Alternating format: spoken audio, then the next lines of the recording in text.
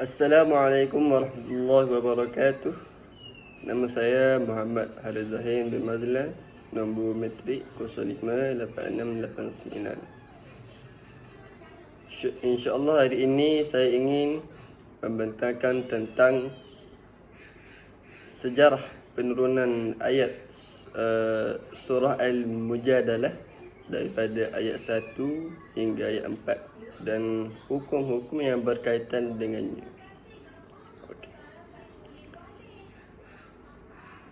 Pengenalan surah ini bermula dengan kisah seorang sahabat iaitu Khawlah bin Tha'labah.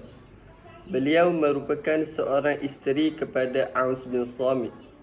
Beliau juga seorang sahabat yang cerdas. Suatu hari beliau pernah mengadu kepada Rasulullah tentang isu masalah rumah tangganya, tetapi tidak mendapat jalan penyelesaian yang diinginkan. Akhirnya Khawlah terus mengadu kepada Allah hingga akhirnya Allah menurunkan wahyu kepada Rasulullah SAW sebagai solusi untuk masalah rumah tangganya. Suatu ketika Khawlah terlibat dalam perdebatan dengan suaminya. Dalam pembahasan itu, Khawlah dengan hujahnya berjaya memikat suaminya. Ini membuat suaminya, di sini maksudnya iaitu si isteri Khawlah itu menang dalam perdebatan. Lepas tu Khawlah dengan lepas tu ini membuat suaminya Aus bin Thamit marah dengannya sehingga dia kemudian menzahirkannya, iaitu sumpah untuk menyamakan isterinya dengan ibunya. Zihar merupakan perkara yang serius ataupun perkara yang bahayalah. Oleh kerana apabila seseorang itu melakukan zihar kepada isterinya, maka isterinya menjadi haram baginya selama-lamanya. Kedua-duanya tidak dapat dirujuk. Selepas kejadian Khawlah dengan suaminya iaitu Aus, kemudian suaminya menyesal. Dia mengajak Khawlah untuk rujuk, tetapi Khawlah menolak. Namun dia sebenarnya masih mahu rujuk dan hidup bersama suaminya. Dia sedar bahawa jika dia berpisah dengan Aus, hidupnya akan menjadi sukar, terutama apabila ada anak-anaknya yang masih kecil. Selepas itu, singkat cerita, Khawlah kemudian kembali menemui Rasulullah dan mengadu masalah rumah tangganya kerana belum ada wahyu mengenai masalah rumah tangga Khawlah itu.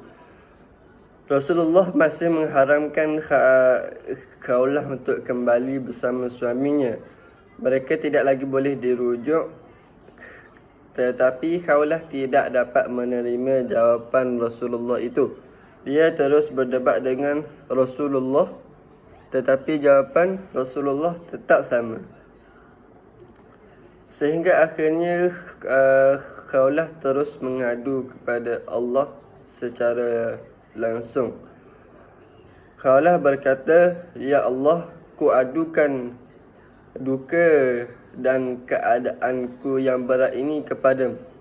Aku masih mempunyai anak-anak yang masih kecil.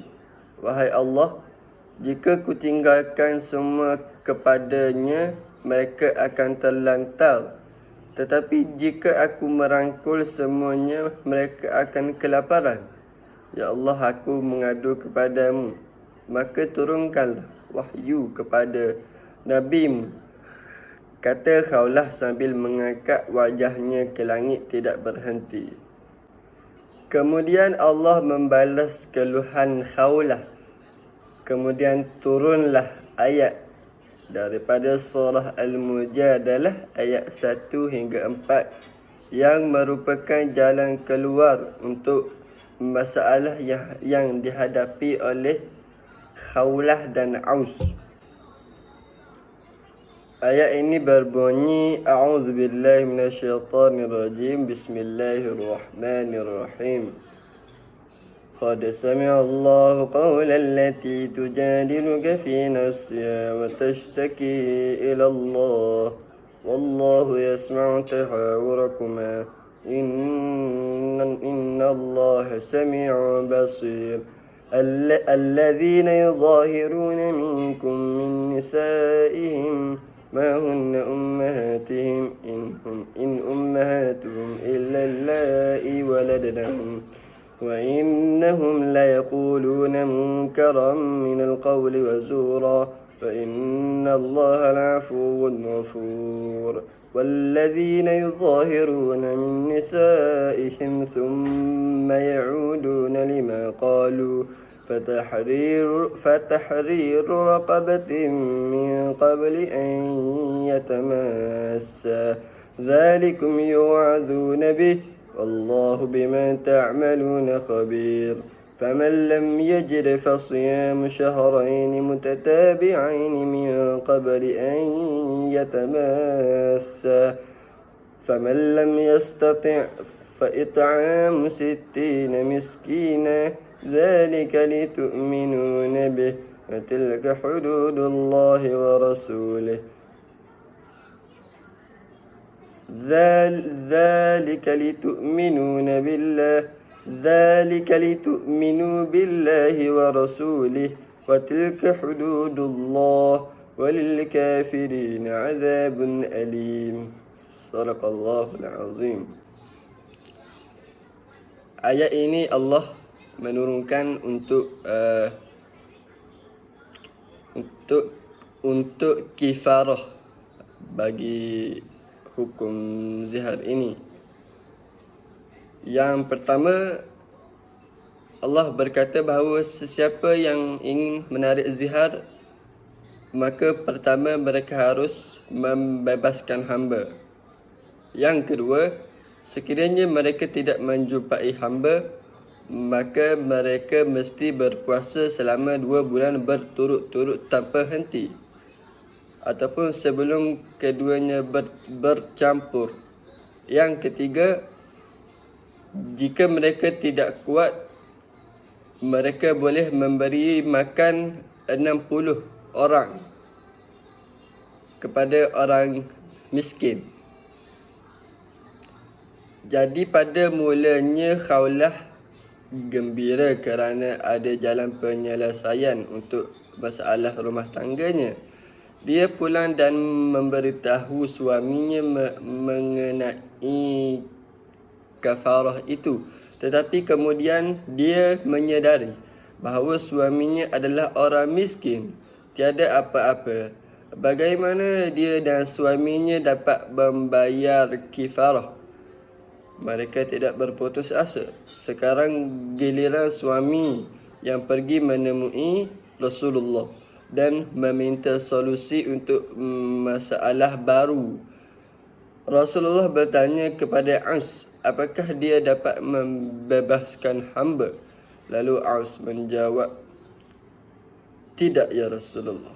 Kemudian Rasulullah berkata lagi, jika anda berpuasa 2 bulan berturut-turut, maka Aus menjawab, tidak mampu juga. Lalu Rasulullah bertanya, adakah Aus dapat memberi makan 60 orang miskin? Sekali lagi Aus mengatakan bahawa dia tidak mampu. Rasulullah menjadi penyayang yang setelah mendengar jawapan Aus, dia kemudian meminta sahabat iaitu Farwah bin Umar untuk mengambil sebuah bekas berisi 15 atau 16 gandum. Rasulullah meminta Aus untuk memberikan gandum itu kepada 60 orang miskin di sekitar rumahnya. Okey, di sini kita dapat menceritakan bahawa hukum zihar ini adalah serius. Sekiranya suami telah melakukan zihar kepada isterinya, maka mereka tidak boleh bersama lagi. Tetapi Allah memberikan jalan penyelesaian kepada umatnya, iaitu dengan kifarah. Yang pertama, membebaskan hamba. Jika tidak mampu, maka boleh berpuasa 2 bulan berturut-turut tanpa henti. Jika tidak mampu juga, memberi makan kepada 60 orang miskin. Sekian daripada saya. Assalamualaikum warahmatullahi wabarakatuh.